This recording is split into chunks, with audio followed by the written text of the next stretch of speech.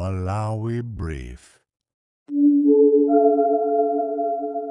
Times ndine Brian Banda mzukulu wa Njaiko kukulandirani ku programu yathu ya lero pa 25 January kwa nthawi kupita mwezi wa 3 kwa inu yote antena adakaona kuti sadathebe January ya mwezi msimu wana ruata 25 sadathebe ababa ndiba maklabu darkest wafika pa 30 simasebe Jirantanda. Lima ukajuluka muna ndio kwa sababu ngono kuzona ababa ndimo majuluka ako mata ukankhato sana 25 idule takanga Limbana napo there is hope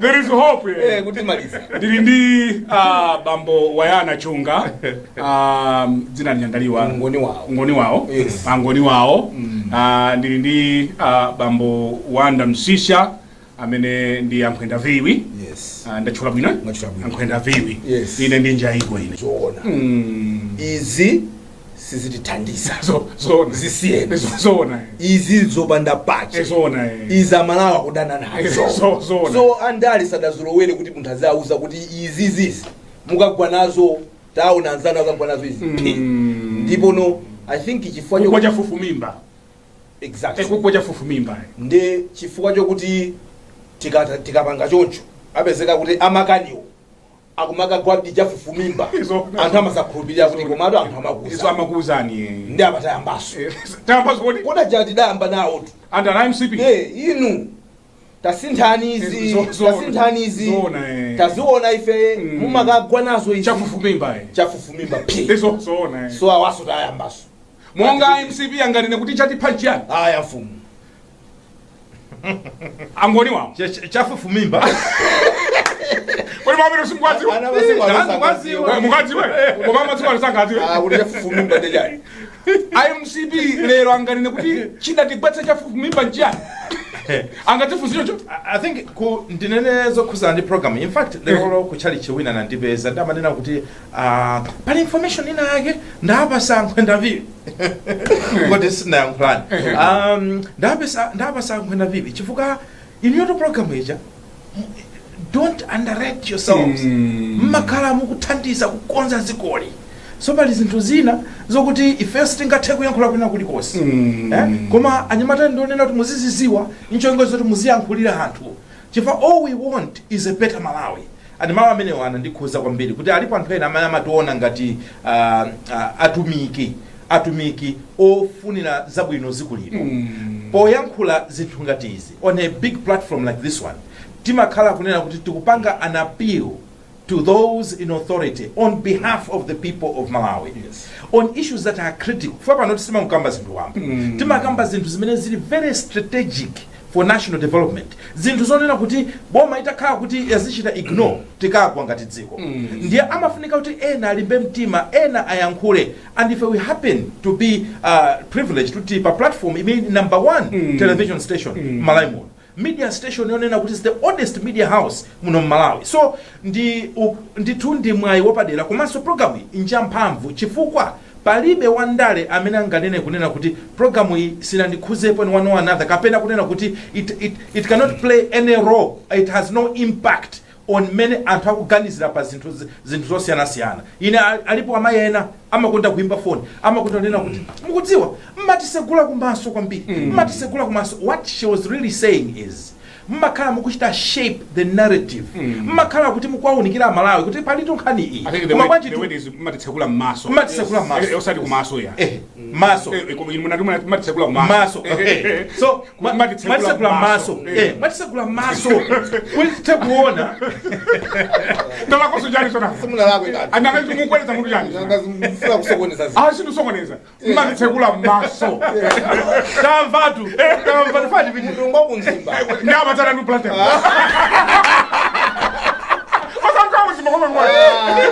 yes, proceed. Give him a credit. This is right. No, he's trying. Please proceed. So, muona kuti alipa Malawi ambiri amene amafuna kuti akatamvesese chinthu amafuna kuti amvesere program yape na one program incholinga chonera adziwo chikuchitika mdziko muno nchiyani so kwa andale don't underrate the power of this program and in general don't underrate the power of media funso lakuti nafunsaso awo kuti MCP akhoza kudabwa kuti chatiba yanchiyani ndikufunsa so ayi pamenepo nde kuti asankha kutero chifukwa chidabaya onena oyankhula adalipo ife amene tilipo tinayankhula zambiri mmene amachita bwino timayamikira koma zambiri zimene zimalakwika timayankhulanso mpaka namene akutida kumene kumaona ngati kuti mwina ayi ndithu mwina tili nawo personal issues koma ayi ndithu so the same thing advice imene ndimene kupita ku DPP same advice tingapereka ku MCP yes semu ndipo ndimafuna nditsindike pamene semu kuti ife maso athu kumakhala ku misonkho so MCP atha kutichedwesa pano padagwa they are leaking their wounds azitolera koma inu amene muli mbwalo ndi amene tikujama nanu inu chifukwa makhalira misonkho yathu kumene koko so inu a DPP tenti zimvana zoona tisakangane tizimvesesana tikati izizi zikulakwika anthu amalawi ambiri akuyankhula mukakula mtima mutazuzulidwa muzasweka anzanu azasweka. Say that again. Tiziphunzira zitsanzo zimene zimakhala nazo moyo ndizoti tiziphunzirapo inu mukapunthwa hapo ndiziti apali mwala naona banda akupunthwa ndizembe chonchi koma inenso ndikamapita aso ipo kumakaganiza kuti yanga ikathamosiyana ningoza mfumu zoona so ino a DPP mukuziwa kale inu ndelisavutikane nanu chifukwa mudali kale mbwalomo mutaumisa khosi amalada kubudula li get out ndipo muzitama mwayi kuti MCP idaphoponyesa zambiri MCP idali ni mwayi kadatha kukhalira chinthu chimene chachi koma naoso kulowa mene mulowera nukulo inu njira ndi inu anthu amatulusa mukapanda kupanga zoko zimene akufuna anthu amatulusa hayi ndipo panopa ine ndi madaba kuti amafunsa kuti tidatuluka bwanji mnatuluka bwanji simmamwetsa pasani mpira chonchika timatika keke mumpira kupasani ka keke chonchi kuti mungopondera muchochi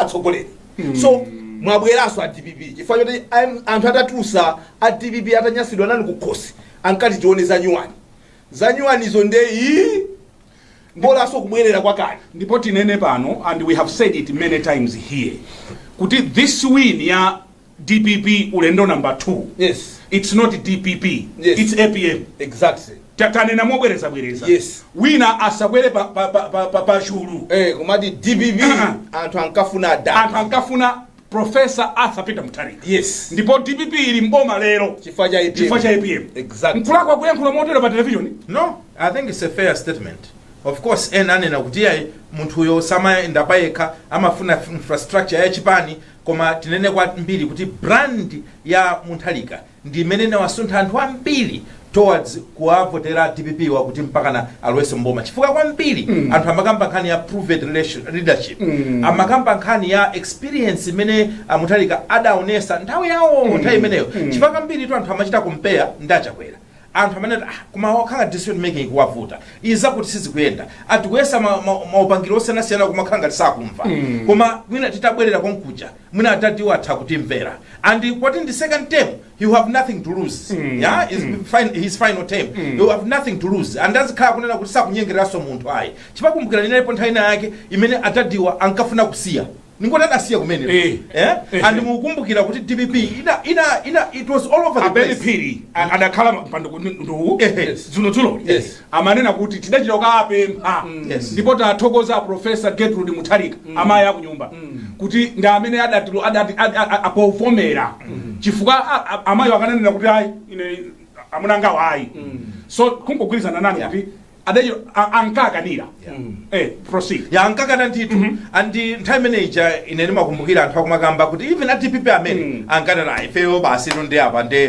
sizikuoneka sosogolo koma atazabwera panazabwera ka movement kena koma ndati ayimazo kaoneka ngati kachibwanabwana kenaka it gained ground and mungati mukumbukira inalipo nthawi yoti even APM ene yakewo sankafotokoza bwino he was not coming out clear kenaka he came out clearly ndikunena kuti ayima and naona momentum and DPP je kubwera limodzi kuimanga lithu limodzi mpaka kufikira kuwina chisankho kulowa mboma so to give credit kwa Mutharika sikulakwisa yeah I think kuti timalizisepo poti ndi nkhani zingapo zoti tinene for me this was a competition between Achagwera ndi APM zipani zawo mutati muone malo ambiri maphungu awo, because anthu timapanga measure strength ya chipani by the number of MPs that we're getting. So you would see kuti malo amene even MCP mawina phungu ni mavote ochuluka ikafika pa president anthu amapereka mavote anthu omwewa amene asankha phungu wa MCP ikafika pa mavote kukapa mati iya apapai amapereka mavote kwa APM. Okay. So you would see, look at the pattern. I mean, in there I was paying attention to what was happening. I was like, how can this be? These people are saying we are okay to have a member of parliament for MCP, to have a member of parliament for UDF, to have a member of parliament for whatever, but when it comes to the president, we want APM. So it was for me more or less like Achakwera and the APM, and not MCP and DPP. Okay. That's why you see they maintain the minimum positions out when we know ama wina. Yeah. Kuma pa president baja unkulukuta moyo ndi ama Tchaya kugwetsa. Why? It's because people probably had the problem with many people. When they looked around, they were like, maybe let's go back to this guy because panelists into zimina tamaona zimina IPM manajira, which I believe Achakwera didn't do better. Because if he had done better, Malawians would have said, no, let's maintain him. Now, you can decide to look at this at your own way, Komano, at the end of the day. Numbers. Numbers ambila kanena kuti ndi uyuyu. It means kuti niyo sada kukonde ndi pasi fuka simene amayembekeza simunachite deliver. So, denial is part of the agent, but if I were them, I would say, Kodi, why is it that people opted to bring back APM and not continue with LMC? Nkhani zathu za lero amfumu. Ayi, nkhani yoyamba ndiya kusankhidwa kwa George Patrick kuchoka pa unduna wawo, Minister of Trade, Industrialization,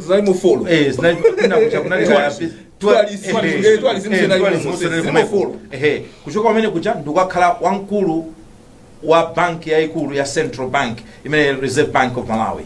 Ndiye pali zokamba zambiri kuti kodi pamene asankha kukhala kumeneko ndikuti amafuta mwale ndikuti acho said amanala governor chabona kumena kumeneko tamvesesa kumananga position yawe imina ya minister ndikuti is he still minister ndi anthu ena kufunsabe kodi why didn't government clarify kuti atiuze kuno bwino kapena chimene chikuchitika kwenikweni nchani chifukwa machanges wakuoneka kuti achitikapo angapo. Yeah, within the first 3 months of 4, akuna machanges amene what do they mean to us? Kuti khale ndi chikhulupiriro chotani pamene leadership ya Mutharika ikupanga machanges amenewa. Komanso pali nkhani ina imene tukamba za allegations of abuse of funds at the Greenbelt Authority kumeneku kwamveka ndithu mphekesera zake zochita zopereka mantha zopasa mantha manambala andalama kumaona kuti kodi zongopeka kapena nzoona ndrama zokuti anthu amatenga ulamuliro wapitawo kuchoka ndithu Greenbelt Authority ulamuliro umene wachokawo wa MCB. Okay. Ndiye pali kufufuza kumene kuchitika koma ndithu ziduswa zikutifikira koma kumati ukaziona ziduswazo nkumanena kuti oko Amalawi tiphunzire zotani. If we are not saying uyuyu wapezeka kuti ngolako ayi koma tunena kuti what are the lessons kuti kodi tingatani kuti nkhani iyi yoma pakula ndrama za boma misonkho ya Malawi nkhani umene uthe chifukwa kuti ngati zili zona akuti waposa kashiketitu ndama zimene akuti ndama zakitu zaposa kashiketitu ndama zambiri maona ma payment amene wa mfumu is just a tip of the iceberg that we're looking at. Is very scary. Ndizoopya kumaona ndizoopya tikusoma lipirana ndama zimene zizipo panda dongo solo bwino zona so no I think timalizira yomaliza ndiya first vice president mukumbukira kuti apart from udindo wawo anapasa so ntchito zingapo panali ntchito ina imene amayenda kuti aziyang'anira nkhani yokhuzana ndi dodma kapena kuti ngozi zimachitika mwazizizi kuti aziyang'anira ndithu zimene zija komanso ayang'anire nkhani zokonzanso kayendesedwe ka ntchito za boma public service reforms anali ndithu ntchito zimenezi on top of office yawo koma zikuoneka kuti ntchito zonsezi ziwiri panopo zachosedwa mu office yawo nawonso anayankhulapo nde tifuna tikepo mulomo kuti kunjapo Amalawi akuti chani kodi tiziwerenge motani zimene zikuchitika nkhani yote tiyambe ndinu angoni wawo zokwenda bana uyu wachoka straight kuchiteka udali wawa wale udali wa ukali You're bending on going on. I'm going to be. Someone who has indicated what is now a witch.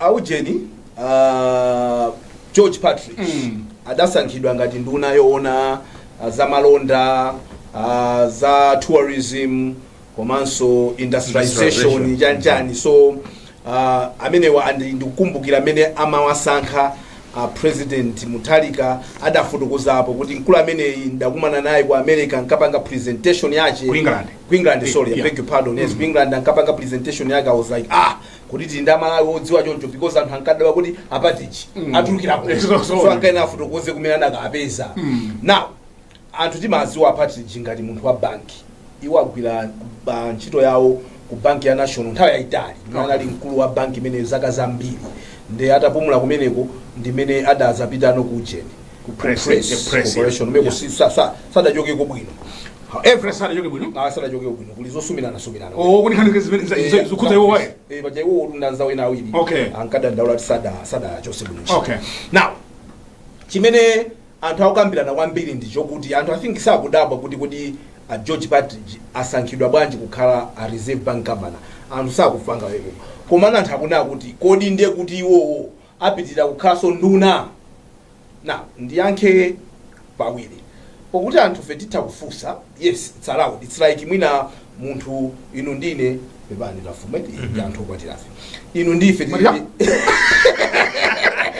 example ufuna upereka ina anthu kwatirafe ndi awaisakhuze zipangani ndi azimayi ku nyumba esona ndeti tulukire izinza anthu ababanja ndicho kapo never tulukira ndi wina ne madam akudaba kuti when did we divorce esona kuti dasiyana ni mkhanga ni mabwelesa wanyuwani ile ndili pati so zitakuveseseka kuti poti mwina anthu timafuna kuti tichite kunena kuti mmene zatenemu ndiye kuti George Patrick asiya kukhala nduna you know anthu ena afe musamango chita assume kuti timva so sometimes it's good kumaganiza kuti amene angavutisise kumva ndi ndani timuyankhula ameneyo otherwise under no circumstances considering kuti even a president ndi lawyer wa constitution anthu akuziwa kuti malamulo athu amanena kuti munthu sungakhale ndi maofisi awiri aboma sungakhale iwe nduna iwenso kukhale Reserve Bank governor so sometimes muntu you think kuti it's obvious kuti the fact that he is now being appointed as the Reserve Bank governor automatically he ceases to be the minister so we pali ena amene akuganiza ngati kuti ndi minister mpaka yes anthu alembapo kuti this is akuti chani kusankhidwa kuti ndiye kuti munthu akhala ndi maofisi awiri so yakhala ikuyankhulidwa kwambiri kunjako inu mukuyimvetsa bwanji ine kumvetsa kwanga ndikuganiza kuti the moment adasankhidwa kukhala governor ndiye kuti uminister wathera pomwepo manena kuti normally munthu ukhoza kumaganiza choncho koma pali anthu ena amene amafuna kuti zinthuzo amvesese bwinobwino kuti muite kwafotokoza kuti mmene zatenemu ndiye kuti asiya kukhala nduna mwina president achita promote poti adali nda deputy aujeni kapena asankha nduna ina whatever but that's why nabweresano kuti president yokhala kuti ndi woziwa za malamulo a constitution akuziwa what the constitution says about holding two public offices I don't think we can sit here and say kuti ndiye kuti inu munaonapo Reserve Bank governor okhapo ndunaso kwene so that's why I'm saying kuti sometimes you just allow people kuti afunse kuti anthu akwena kufunsa but sometimes zina zimakhaza obvious yes that's what my input ine kuyankhula kwanga koyamba ukhala kunena kuti nkhani ziwiri nkhani yoyamba ndi Minister of Information ntchito yawo tundiyotipasa information komanso ku State House kuja a president aliso ndi communication desk imene imathandiziranso kupereka mauthenga aja kuno kwa Malawi ne ndingopempha kwake nkonena kuti nthawi zina tizitha kupewa unnecessary phokoso in this country powapasa Malawi the necessary information basi chifukwa kungoyankhula, I mean, what would be the problem? Yes, ena tonena kuti it's automatic kuti ngati wapita uku ukutundu wachoka. Yeah? Komanso at the same time wina takufusaso kunena kuti what would you lose? Mutanena kuti George Patrick is no longer has moved from Minister of Trade, Industrialization, Business, Tourism ndukakhala sopano Reserve Bank Governor. Yeah? Uku President in this due course aikapo minister asankha minister ku minister menachoka. What's wrong with that? So kupempha kwangu kuboma konena kuti tamachitani communicate kuti pasamakhale zoyankhula amlingwisa machi yankhula amlingwisa ndigwire What ambiguity?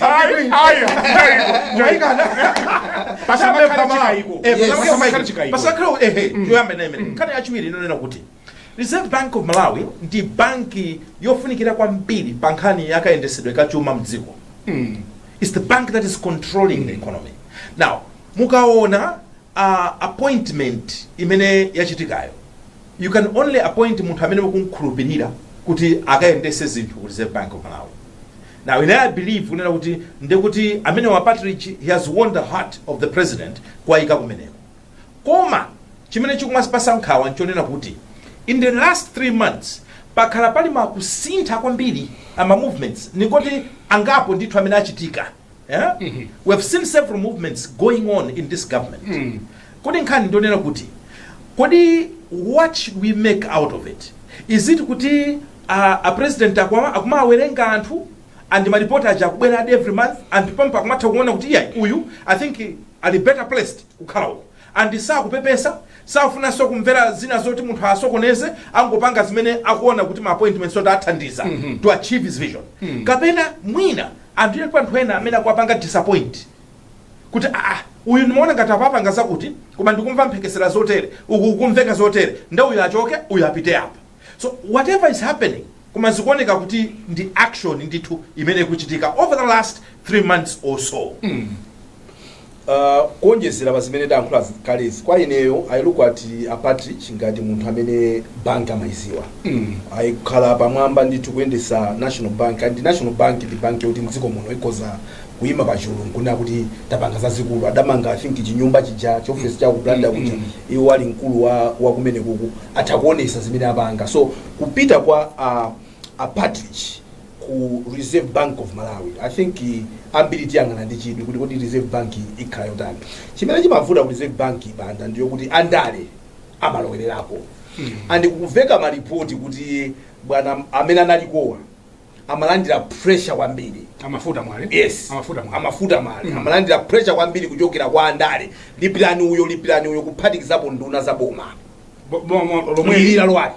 So pempho lathu ndilokuti ndikukhulupirira kuti zimene zamuthalika na look I will speculate because please can I? Yeah, go ahead. Considering kuti amafuta mwale adachoka ndi boma la mbali yawo umaziwabe ukapita ukuku anthu umakhabe ni mantha kuti awawa kundiona kuti ndachoka ukuku mmene timachitira zathuzi nde pressure imene amalandirayo it was difficult for him to fight to say no musandipase my instructions angasama maopa kanchere kuti mwina amene akunditumawa ndikakhala kuti ndikupanga zimene akundiuzazo nditausunga kanchere like I said ndikuziwa kuti zomwe ndikuyankhulazo zili ndi umboni wache koma I can't not say beyond that. Okay. Now amuthalika ngati zimene zidafika mkhutu mwawo aona ndikeko munthu okuti mwina mwake anthu asangamo mupyezi samuza zina zache ayi. So in one way of closing that I believe mmene akupita apati chimo akuena kuti adziwe because nduna zambiri zikhoza kundivomereza papa kuti zimalandira pressure kuchokera kwa anthu amene akudikira ma payments awo kuti atatitengere ndiko kaka invoice kathuka tauzeni atilipire ena nkumafunsa kuti mukubwesa kwa ine nduna chifukwa chanu kuti azanu ndumapasa zikutheka. So apart Jibinye minister mwina na also ena nafikira nkatoke now that is going there fully aware kuti umakhala that pressure from politicians you need to go there and defend that and make sure kuti if this economy has to move pakwena kukhala munthu olimba mtima kumakana zinthu zake kuti that payment I will not pay. Why are you putting pressure on me to make that payment? So for me if this is one of the reasons why he is going there he needs to understand the interference imene makhalapo. Yes, afu. Ndekuti amafuta mwale ntchito yatha obvious yes kutsa so ngakhale mazive bank governor awiri okay nkuthenga kuti amuna abasayina odadali mbanki momo kopena akhozo Kaya ukafika pamwamba sungatere abwerere okay what has been the practice uka magavana amene akhala mbuyo akasankha governor wina iwo matuluka panja mwina makupasa ntchito ina kwina okay umatuluka panja ndona amafuta mwali atuluka panja nanga si pena panja ndiye pali amathanga okay chabu bachiri bacha nanga ndiye munthu ungafike pamwamba kumakubweza singateke so mmene timanenera zokuti kodi ananenaso angoni wakuyambirira kuti kodi ndiye kuti amafuta mwayi pa apapa amafuta mwayi sa governor so Reserve Bank of Malawi okay atuluka kuti ngati apezere chochita tiva limodzi kuti so pano mwina boma lola apezera kwina kwake kuti akatani akatumikire kumene koko sometimes amangokhala pay imakhala kuti mwina basi kaoneni zina okay komano chomwe what we know this far what we know this far is that the udi asadabwera amafuta mwali kudala abanda yose ndisada apezele pina popita nanga si sada apezele okay so what we know this far ndio kuti George Patrick akupita kwa Reserve Bank governor and I can also say kuti asiya ukhala nduna ya trade zinezo zonde obvious because there is no way he can be combining two public offices sizingateke we've never seen it before how can you be governor and minister and we've also minister wake so zosiyana nato so sizingateke kuti munthu ukhale governor ukhale so minister imene yoyo ndeti ngodikirano kuti kodi ankulukuta moya kuphika yotani pamene papa kuti asankha ndani so timakamba boso za kuti apati jiwo adziwe pressure imene momo tinkayanena mlast program kuti amathanga kuti amaziwaziwa za forex china chimene adapite kumene koko ndi makada ndakavutabe tswe uja timanya uja akuvutabe tswa akuvutabe can we please find solutions to this problem kuti tikamafuna kupita ukacheza kwa neighbor kampa Mozambique pa tisamachite kukachira kuchonderera kagwira mwendo wa bank manager please chonde ndikaireni kukawanisa 1000 kapa kauje ka dollar kameko so can we fix to make sure kuti usada kuza ndikuta kuikira ni mwakuti ukafika umene kuja kuti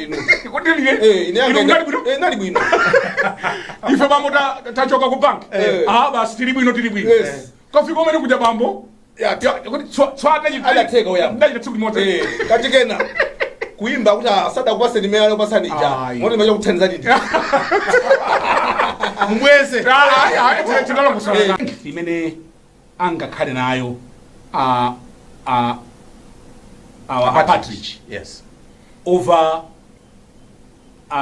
mwale yes amafuta mwale yes ndiyo otani kwa ine mundirole ndinene maganizo anga choyamba kuti TPP amene ankasankha cabinet amati akasankha munthu mataye awu tikumudziwa koma anali panthu ena amene atasankhidwa including a Patrick anthu anati kodi amene anali wa TPP mukumbukira tikati amene anali wa TPP mwina anali mwakabisira koma a president atafotokoza mungananena iwo aujena ankhwenda vivi amaoneka kuti he's a professional amene anamutenga from the industry kuti iwe waonesa kuti ndiwe dolo ku field tabwera uzathandize dziko lako now strength imene angakhale nayo ndionena kuti unlike anthu ena amene ali mwina directly kuti anali mchipani actively involved iwowa si munthu onena kuti ungamachita kunena kuti ni munthu oti amapita ukapanga ma campaign meetings kuti uzikhala anthu aku constituency kuzaza kunyumba kuti ya lero mote pressure yake makhala yosiyana because people treat you as a professional komanso chinthu china nchonena kuti chifoti ali ndi proven track record munthu ukakhala kuti unapangapo kena kake umakhala ndi timphamvu tena kuti wauza anthu izi timatere amanena ati uyakuza zimene akuchita facha kwakuti kuchi adapangapo and on top of that iwowa he has been in this field in a very senior position for quite a bit of time and amene kwadziwa amadziwa kuti munthu onena kuti financially munthu he has gathered his own wealth over the years ali mtawo ndithu posafuna mwina kuyankhula zambiri ali mtawo now sitikunena kuti amafuta mwale ngwatsani yes so ka implement into tinataki even milandu imene amatchula yonena kuti inali ku court milandu yake yonena kuti tikakhala kuti athana nazo nkhani zimene amaoneka ndrama zimene amakambidwa kuti athakuwa pasazo utakuyendesatu olo ministry utakuyendesa ndalama zakhani drama sabiki kusaja kisitama sewe so ndimakufuna kumaliza kunena kuti zonsezo nthawi zina zimathandizira chifukwa it means kuti you can just be pushed around. One, you have a point to prove chifukwa uli ndi dzina limene ufuna kuliteteza. Number two, sindwe munthu onena kuti uli mkatikati mwenimweni mwa chipani ku National Governing Council kuti munthu angamayi mafoni 24 hours a chipani. Number three, uli mtako tonena kuti ena achasamba pena pakisanga ngokudamiza ndi 100 million umakati nsaunonge dzina facha ndama ngati zimene. So zonsezo komanso nkhani ndionena kuti panopo we are in a desperate situation. Ngati president angayime pachulo ndikunena kuti awanna kumana nawo kunja ndipo zimene amayankhula zimaoneka kuti nzanzeru and I'm sure ali ndi pressure to prove a point kuti ndisakhumudwisa munthalika. Munanena kuti nthawi zina ena andale amafuna kumgwedeza governor wa Reserve Bank achitena utani atapezeka achite bwanya apatich. Unfortunately ndikuyamba ndi unfortunately zimene zimachitika anthu amene anasankhidwa under a certain government government imeja ikachoka amakhala ni mantha kuti basi athu imapo ndakakhala kuti achita kale over mu boma lina lija then ndikukhala kuti anthu samaziwa kuti uyu ngati mena analira amafuta ngati yabera ndi MCP DPP yabera pa 6 September ndiye kuti 4 months imene unali kumakuma nditi anati omwe kwa upyeza ndithu ndi anatomwe nanga samangona ngati mwina ndamene antuma atati mwina janjani so ndana tomwe timakupyeza iwe tabaka zakuti kapena ndikakana ndi chosa chito pamene awa achita kusankhidwa boma lomweli nga brand new nganunkhinunki azauza anzawo kuti ayi musatero uye bwana uja kuti usati satero so akuziwa imene akupitira kumene koko so sometimes zimakhala ngati nkachipongwe kwacho saina aja kuma normally maybe ma positions ngadame ajawa ndovuta those are political positions usuweso makhala wandale kumano position iyo ndi andala unfortunately so amaikapo munthu amene akugaliza so awawa tiana timene muna timata kuma opyeza mafuta. I'm not saying kuti zimachitika chokotoni and I respect the mafuta mwa kuti ndikwanira kuti ndi push over. I want him to understand that with due respect. The bank governor for me one bright guy. Mina kankhula even ntili ku ujeni ku park meeting I was like wow he said ndufuna tabanga zakuti koma malamulo sakundilola. So he was saying the right things. But what I'm saying the difference with him and ujeni abadi actually ndi nunazoyamba kusankhidwa. You understand? So he's going there kuti awawa akapita ukauza zakasita aya ntakwayimbira ndafusa bwana nthawi ikuthamanga kwambiri ku Green Belt Authority amatero Green Belt GPS akuti ndalama mpweche ine nitaimva nkhani ndimanena kuti ife ndi dziko losaukadi kuti people can sit down kuti tigawane ndalama 59 billion 59 billion allegedly kanizira tawene ngani ndalama njeni mapembe muli nawo kuti mwana akaimvetse zimene osachula maina ndalama zimene anthu zikumveka zina mwa ndalama zimene anthu amagawana osati kugawana mwina tinene kuti ndalama zimene anthu akuzifufuza kuti kodi izi zimayenda bwanji pali ndalama ngati mwina apa tikuona 700 million yokuti kodi imeya yayenda bwanji GBA yes kateni million akande mwina kamwana kwambiri nkameneka 400 million 600 million 840 million 55 million 1 billion 177 million 730 490 51 million 151 million 17 million 400 34 million 400 abaso pale kafirika ndoti kauje nikapete kashi 3 million 6 point yakuti 3.2 nde kumakhala ma account number kukhala ntchito imene akuti idagwiridwayo akuti pena ati supervision work 1 billion kuti wapanga supervise chani to warrant 1 billion chakuti so chief mphekesera zimene zikuchokera ku Green Belt Authority ndizokhumudwisa kwambiri kuti tikhoza kumakhala ndi nthambi ya boma anthu ndikumapanga zimene zizi mantha nkumanena kuti kwina nkuti zimene sitikudziwa kuzokhala sikukhapo sungakhale kukhapo akishale kumene kuti kusuzumire kwambiri kumaoneka ngati kulibe kanthu nkwa umphawi nanga kwenikweniko kumene kumakhala ndalamazo kumene timakutama kumaoneka ngati kwa umphawi kuchipeko angwa umphawi sungaganizire kuti kuzomakhala ndithu maphava amene wa kuganiza kuti anyamata amachita maphava amene wananga kwenikweniko kumene kumakhala ndalama zikuluzikulu kufa ndambi za boma zilipo zimene zimatamika. For argument's sake kumakhala bwana kumakhala ndalama zambiri. Okay. Kumene kujaku ndithu ndi mgodi wa boma umene ujaku kumene ndalama zimene zija makampani amene amapanga za lamyazi akamapereka ndithu mabilu awo kumapita ndalama zikuluzikulu kumene kujaku. Oh. Yes, so umaona kuti ngati ka GPA kama sewelesa zimene zizi kodi kwinako kukoza kusema I'm not saying kuti kumachitika. Mango ndipasa chisanzo kodi ndikoza kukumbukira kuti. Okay. So kwina mara chabwino ndi amene amatolera misonkho ziko muno kumakhala ndalama za mphamvu kumene koko. Kodi misonkho yathu idali safe. So now the question is kodi tingaphunzirepo chani kwina kwa ndalama zambiri akayo central bank Malawi amodzi amene kumakhala kumbukira so time Tchaya to Kashigeti so akamadaba ndi machega wa Reserve Bank who was authorizing these payments because the payment chega lembedwa tena manka mafoni hello kodi imene tilipire amene mafoni kuti lipira yo ndi ndani. You see, so misonkho yathu ichi tikasankha boma lilipo timalikhulupirira kuti katitetezere misonkho kuti tulikire. To imagine kuti kukoza kukhala nthambi ya boma anthu ndikumapanga zinthu ngati zimene zizi apa meti kunena kuganizira zikasatsimikizidwa kuti zimachitika tikhala ni mantha. Because what we know is kuti CEO kumeneku adammanga. Yeah. Wamkulu wa zamalonda adammanga. Oyang'anira ndalamayo adammanga. Yes, kuti afufuze. So that is what is happening here. Umati nkhaniyo ukaimva pamene akukambira abungwe lofufuza nkhani za ziphuphu anti-corruption bureau wonesa kuti zimene zikukhanga zinachitika chaka chomwe chapitachi 2025. Okay. Ndipo miyezi yake imene akuyikamba tuthamangira kusankho. Tuthamangira kusankho. In fact ndibwera kwa imposera. Mu miyezi yochepa anthu khala ngati kuti basi kungosesa.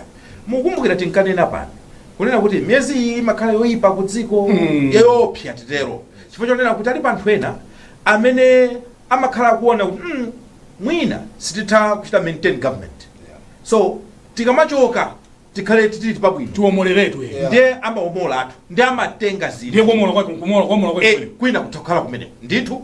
So munafunsa kuti tiphunzirepo chani izi zinzomvetsa chisoni palibe zonyengererana ndipo ngati alipo wina amene awanda abale anu mungamasekerere izi ndino anthu oyipa takonde chifukwa anthu onda abale athu koma nkhani yolakwika ndi nkhani yolakwika.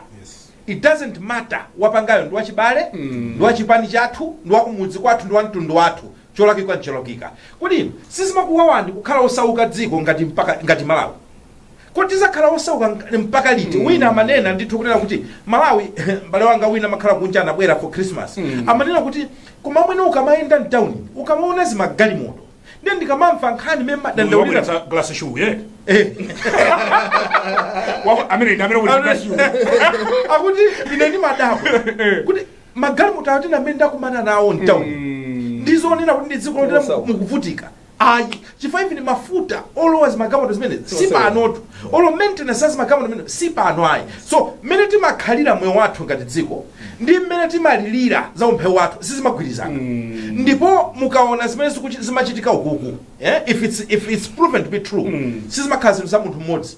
Imakhala coordinate ndikatero enieni imakhala ngati timu kwayi handithu yagwirizana kuti wotenga besi ife tika oloto ine ndikuzatulusa uko utena ndikuti nyimbo yatheka koma chokhala meeting kwambiri ndalama zisituluka bwanji mfumu this is ndalama zokuti amasunga kati sunga tuluse munthu mmodzi sunga tuluse mfumu 1 billion 177 million supervision work umapanga supervise chani mabomba nuclear chani how can they pay you that for supervision work. So imakhala cheni ndithu komanso andalewo amakhala so kuti ndamene amodzinso amene amapanga insight mchitidwe umenewo. We may not be surprised kuti ndalama izi dakafikanso muthu kwa handale inu pekesera tukuzidziwa kale kungoti zina zimene sitingakambe pano koma kawiri imakhala kunena kuti andalewo akalowa mboma amayika anthu amene akudziwa zonena kuti azichita zofuna zawo zimavuta pamenepo.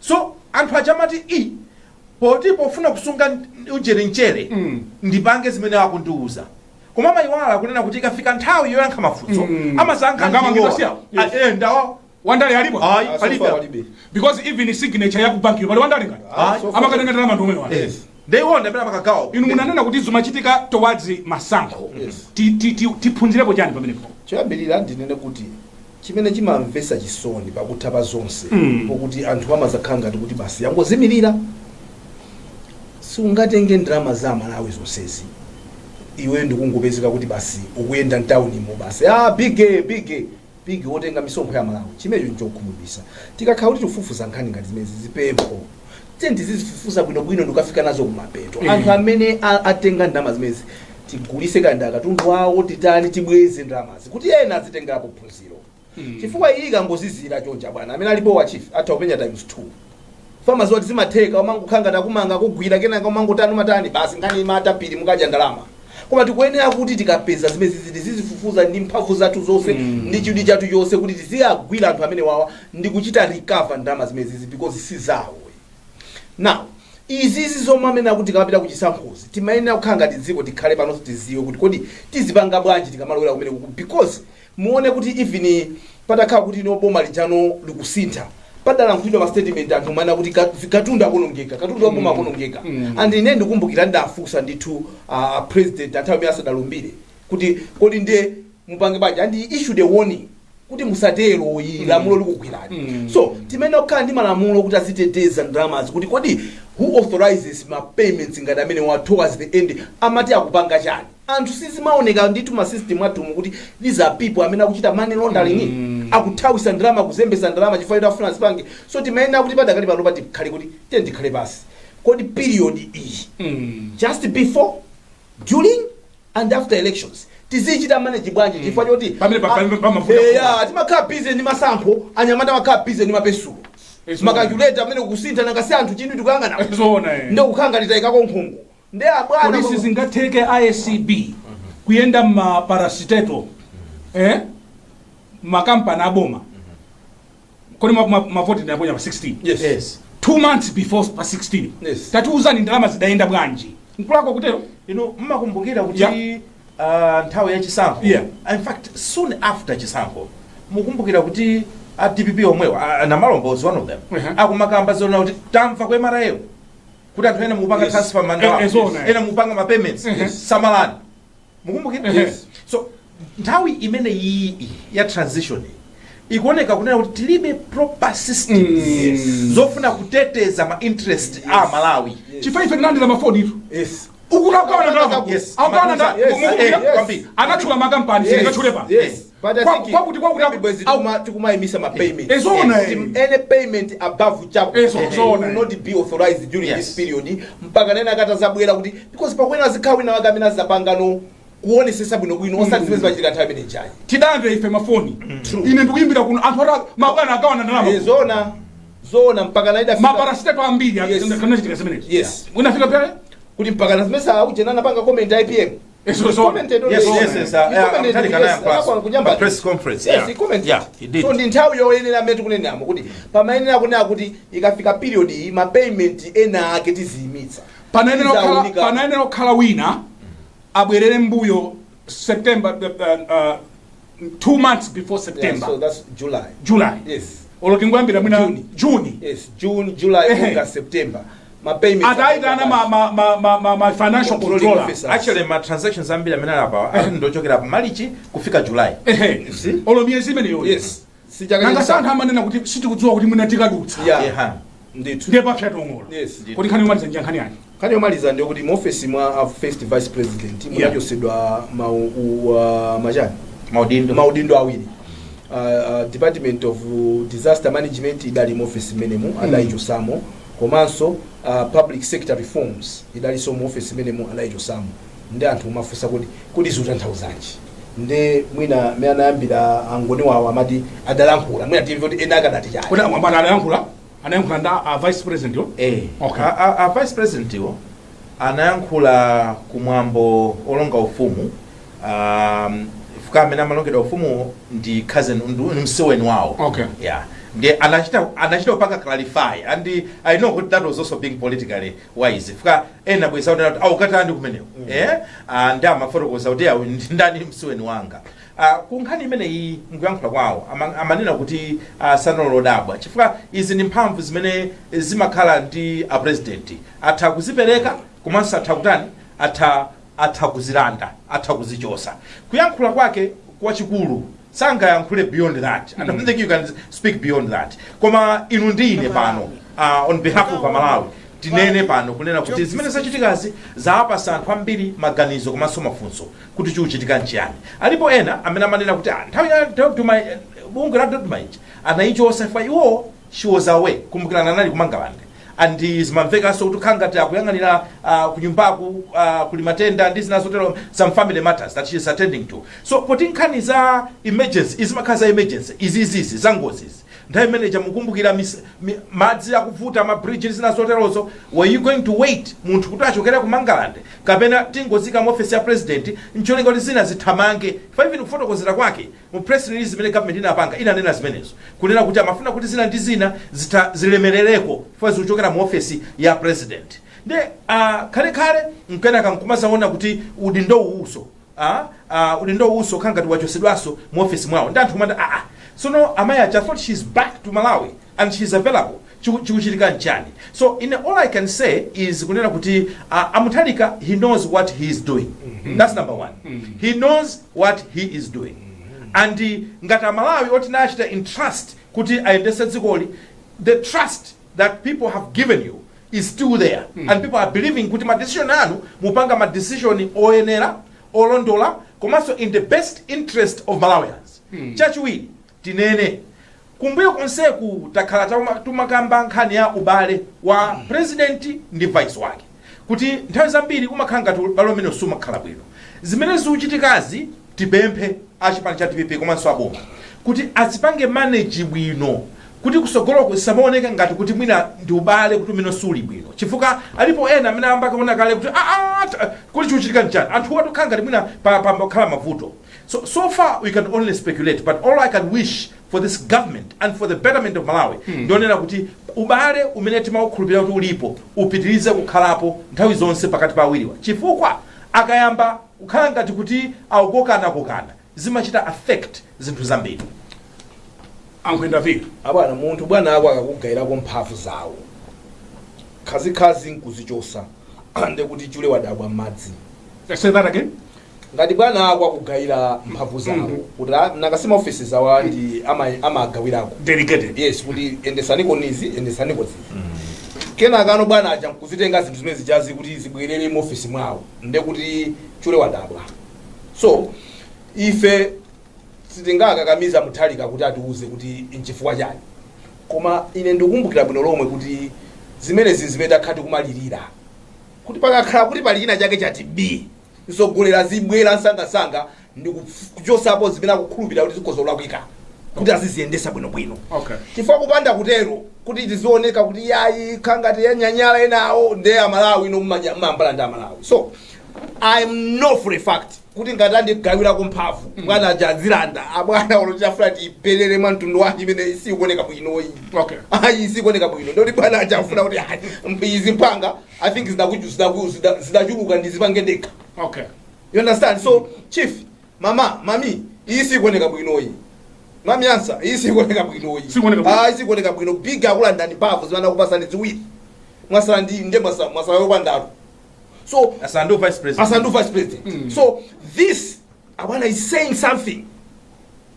Sort out your office so that the big girl yakuza kugawira iso zina.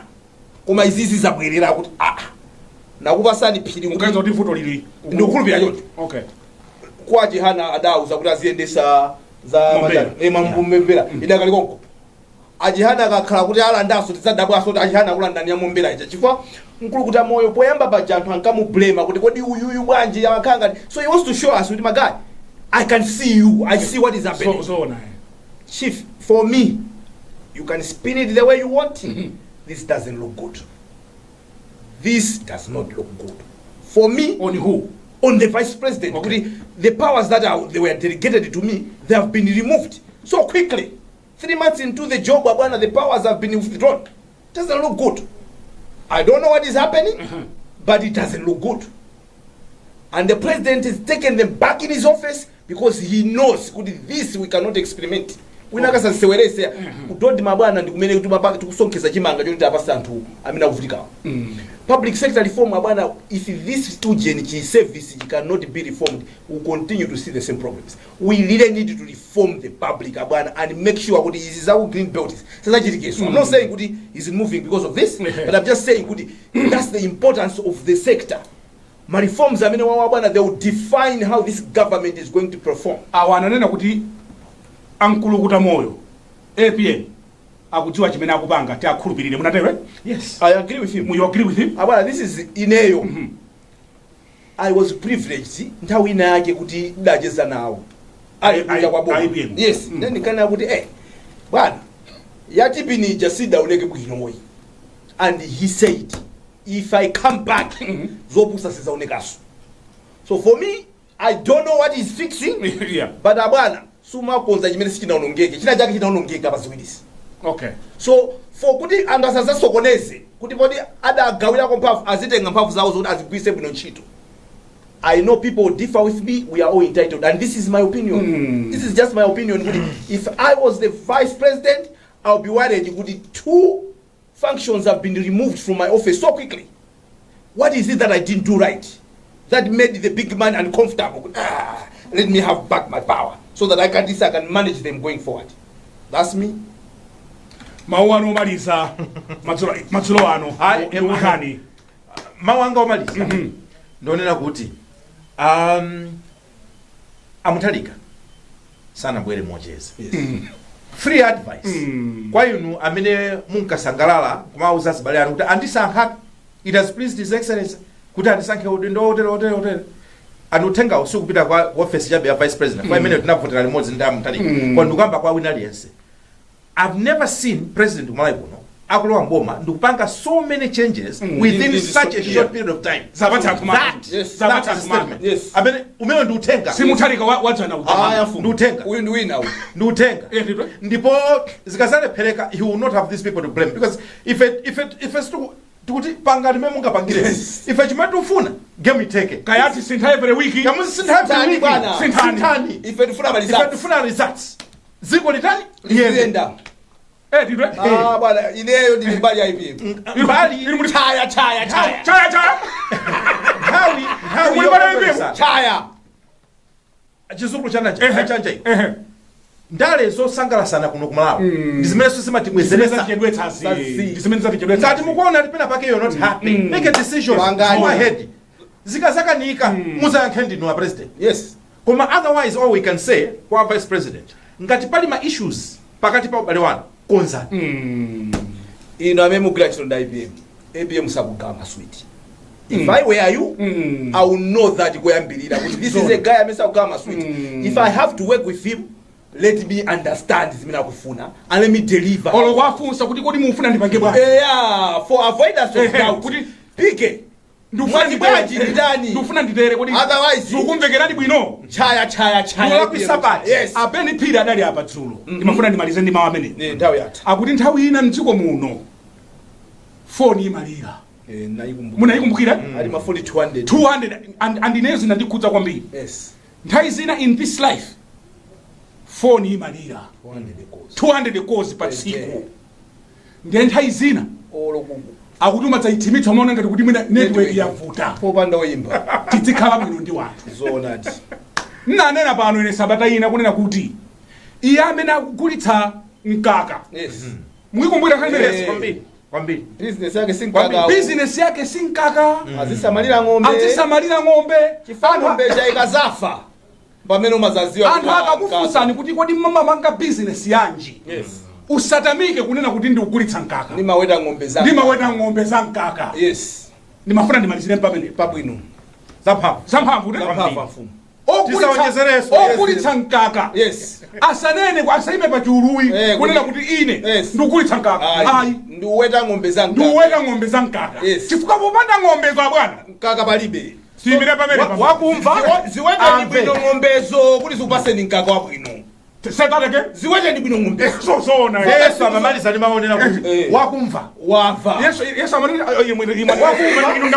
ndakutulani kumaziweta bwino ng'ombe kuti zikupase gaga sona chifukwa kapanda kuziweta bwino nkakakuta ma Sutuluka. sutuluka amwene Basi. otamenyesa mutu pamwala